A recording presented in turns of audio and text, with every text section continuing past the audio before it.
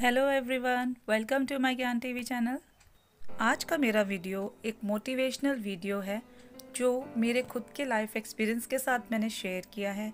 कुछ diary entries मैं लिखती हूँ, कुछ डायरी नोट्स मैं अपने डे टू डे लाइफ में जो एक्सपीरियंस करती हूँ वो लिखती हूँ, तो वही मैं आपके साथ शेयर कर रही हूँ। उम्मीद है मेरे पॉइंट ऑफ व्यूज़ और ये मोटिवेशनल वीडियो आपको पसंद आएगी।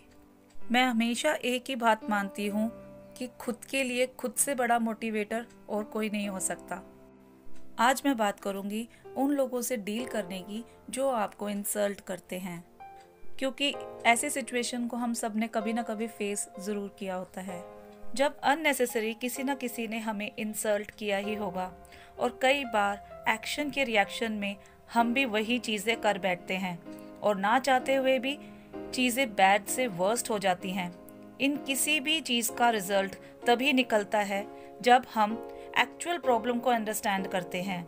दुनिया में कोई भी सेटिस्फाइड पर्सन कभी किसी का इंसल्ट नहीं करता, और सेटिस्फाइड पर्सन वही होता है जिसका एनर्जी लेवल नॉर्मल लोगों से हाई रहता है, और इसी वजह से उनके एटीट्यूड में आपको हमेशा पॉजिटिविटी ही देखने को मिलेगी। और दूसरी तरफ लो एनर्जी पीपल वो नेगेटिव से भरे रहते हैं, और इसीलिए वो दूसरे लोगों को लेट डाउन करना, टॉन्ट करना और इंसल्ट करना उनके लिए कोई बड़ी बात होती ही नहीं, नॉर्मल सी बात होती है। और जब इनके पास है ही वही नेगेटिविटी, उनसे आप कुछ और अच्छा सुनने की एक्सपेक्टेशन भी रखना, तो ये भी भूल आप ही की है। ऐसे लोगों का कॉन्फिडेंस लेवल हमेशा लो ही रहता है, और वो अपनी इस कमी को छुपाने के लिए वो दूसरे को कंट्रोल करने की कोशिश में लगे रहते हैं। अब उनसे भी वीक कॉन्फिडेंस लोग उनके कंट्रोल में जीते भी हैं। एक्चुअली उन्हें लगता है वो जीते हैं।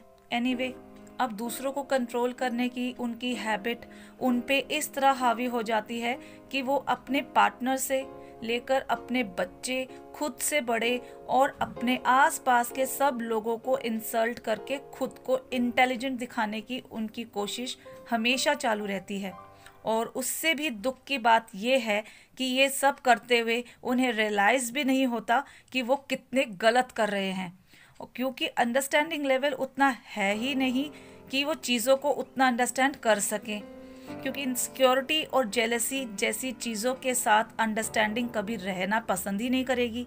सो चेक योरसेल्फ, आपके अंदर कौन रहता है। Never insult anyone.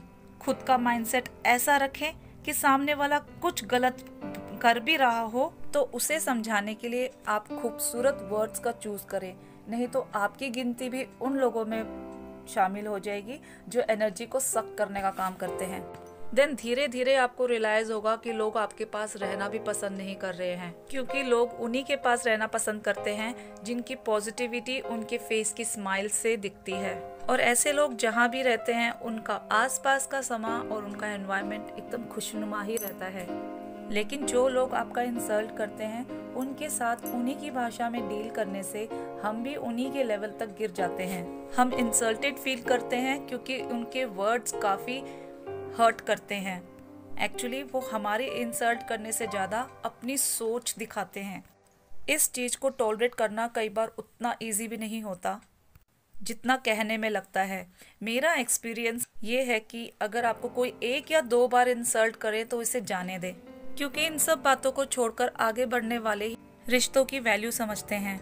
और साथ ही ऐसी सिचुएशन में वहाँ कुछ और लोग भी खड़े हों तो उस एनवायरनमेंट को सही रखना वो ये भी बहुत अच्छे से अंडरस्टैंड करते हैं। सो उस वक्त चुप हो जाना या टॉपिक चेंज करना ही समझदारी है, और दूसरे लोग भी देख पाएंगे आपके और सामने वाले की सोच के बारे में। लेकिन कई बार ये होता है कि इंसल्ट करने वाला इतना नासमझ होता है कि आपकी तरफ से कोई रिएक्शन ना आने को वो आपकी कमजोरी समझ बैठते हैं, और हर बार वो इन्हीं चीजों को रिपीटेडली करते रहते हैं।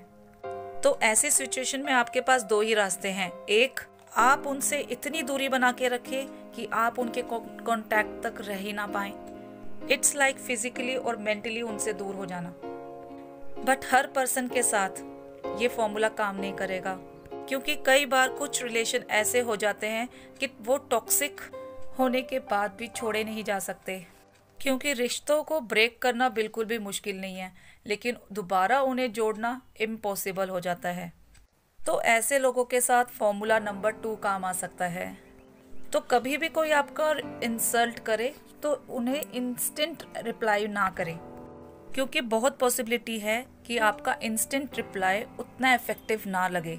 तो उनकी बात सुनने के बाद एक पॉज लेके सोच कर जवाब दें। आपकी बात में एग्रेशन बिल्कुल भी नहीं होना चाहिए, क्योंकि आपको अपना लेवल मेंटेन करना है। लेकिन आपका जवाब ऐसा होना चाहिए कि आप जो उन्हें बात बोले वो उनको रियलाइज करा सकें कि वो कितना गलत कर रहे हैं। और कुछ समझ आए ना आए, ये बात तो आप उन्हें कह ही दें कि आपकी ऐसी बातें हमारे रिलेशन को अफेक्ट कर सकती हैं, सो बी केयरफुल नेक्स्ट टाइम। या सबके सामने क्लैप करके कहें, वाओ क्या अमेजिंग बात कही है आपने। ऐसी बातों की उम्मीद तो आप ही से कर सकते हैं। और इमीडिएटली बात टॉपिक चेंज करते हुए किसी और के साथ बात करना शुरू कर दें और उन्हें सोचने दें कि उनके साथ ये क्या हुआ है। स्ट्रॉन्ग बातों को काम रह के कहा जाए तो वो भी काफ़ी इफेक्टिव हो सकते हैं। अगर थोड़ी सी भी समझ उनमें होगी तो हो सकता है कि वो दोबारा ऐसा ना करें, लेकिन ना समझी की तो कोई लिमिट होती ही नहीं। जो भी हो, आपको उनके लेवल तक कभी नहीं जाना। ये चीज़ हमेशा माइंड में रखें, नहीं तो आप में और उनमें अंतर ही क्या रह जाएगा और आपको इरिटेट करके आपका रिएक्शन निकलवाने में वो सक्सेसफुल हो जाएंगे। हम रिएक्ट ना भी करें तो भी उस इंसल्ट का हमारे माइंड पे इफेक्ट थोड़ा तो रहता ही है, बट बार बार वही चीज़ सोचने से तो बेहतर है कि खुद को पैम्पर करने में वक्त स्पेंड करें, ताकि उन थॉट्स से अपने माइंड को फ्री कर सकें। Do what you love to do, या फिर ऐसे पर्सन के साथ आप बात करें जो जेन्युइनली आपकी केयर करता हो, आपको अंडरस्टैंड करता हो। एक बात हमेशा याद रखें, नेवर डाउट योरसेल्फ। किसी के कुछ भी कहने से आप वो बन नहीं जाते। आप उनसे ज़्यादा स्मार्ट एंड इंटेलिजेंट हैं, तभी तो आप वो नहीं करते जो वो कर रहे हैं। मीन्स अगर आप किसी को इंसल्ट नहीं करते तो आप में कुछ अलग, कुछ तो अच्छा है जो वो आपसे जेलस फील करते हैं। कहीं ना कहीं उन्हें पता है कि आप लोगों के ज़्यादा फेवरेट हो, सो ये हजम करना उनके लिए थोड़ा सा मुश्किल है, इसीलिए वो इस तरह से आउटबर्स्ट हो जाते हैं। कहीं ना कहीं ऐसे लोगों पर दया भी आती है, क्योंकि एक जंग वो हमेशा खुद के साथ लड़ रहे होते हैं और लगातार हार भी रहे होते हैं। खुद को वो साबित करने की जंग जो वो है ही नहीं। लेकिन खुद में चेंज लाना कोई बड़ी बात नहीं, लेकिन वो ऐसा नहीं करते, क्योंकि ये करना उन्हें मुश्किल और दूसरों को लेट डाउन करना आसान लगता है। अगर आप किसी को इंसल्ट नहीं करते तो समझ लें कि आप जीनियस हैं, और अगर आप किसी को इंसल्ट होते हुए देखें और अपने वर्ड्स वहाँ पर ना रखें तो वो भी गलत है। तो आप अपनी वर्ड्स और अपने पॉइंट्स, अपनी बातें ज़रूर बताएं कि कौन सही एंड कौन गलत है, वो भी स्ट्रेट फॉरवर्ड।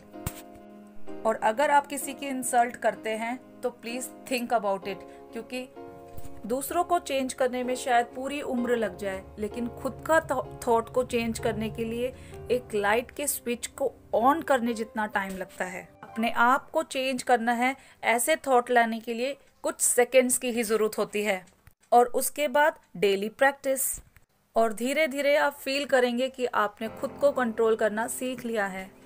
आई होप मैंने अपने थॉट्स को आपके सामने अच्छे से रख पाई हूँ, अच्छे से बता पाई हूँ। आपसे दोबारा मिलने के लिए इस टाइम विदा लेती हूँ। मिलते हैं मेरे नेक्स्ट वीडियो में। Till then take care, bye bye.